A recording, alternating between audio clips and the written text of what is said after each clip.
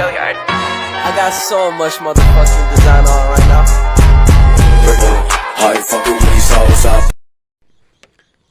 Assalamualaikum warahmatullahi wabarakatuh.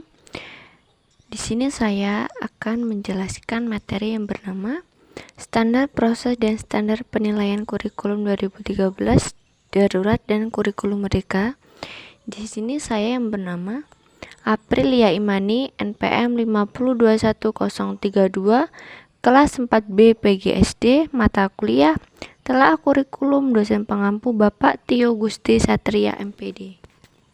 Baiklah, di sini saya akan menjelaskan materi yang berjudul Standar Proses dan Standar Penilaian pada Kurikulum 2013, Kurikulum Darurat, dan Kurikulum Merdeka. Materi yang pertama yaitu A. Standar Proses dan Standar Penilaian Kurikulum 2013.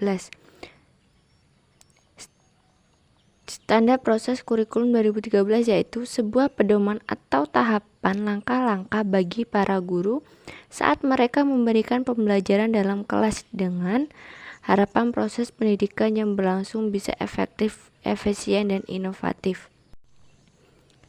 Kemudian B. Standar Penilaian Kurikulum 2013. Standar penilaian dalam kurikulum 2013 adalah berbasis kompetensi yang dimana pada hal ini terjadi pergeseran dari penilaian melalui tes menjadi penilaian auten. Selanjutnya, standar proses dan standar penilaian kurikulum darurat. Standar proses kurikulum yang disiapkan oleh Kemendikbud merupakan penyederhanaan dari kurikulum nasional.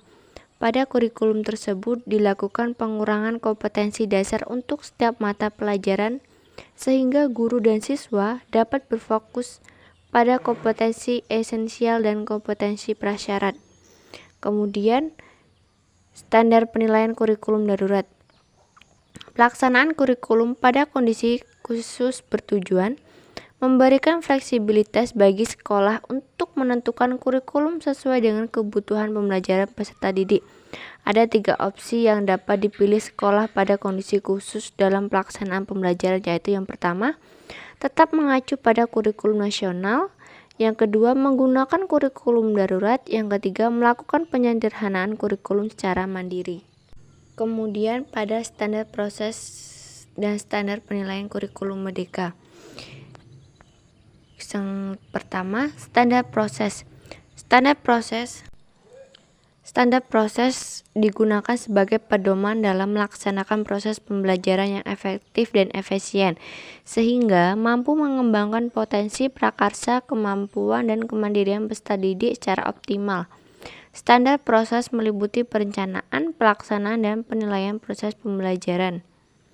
Perencanaan pembelajaran merupakan aktivitas merumuskan tujuan belajar dari suatu unit pembelajaran berdasarkan capaian pembelajaran, merumuskan cara atau langkah-langkah untuk mencapai tujuan belajar, dan merumuskan secara menilai ketercapaian tujuan belajar.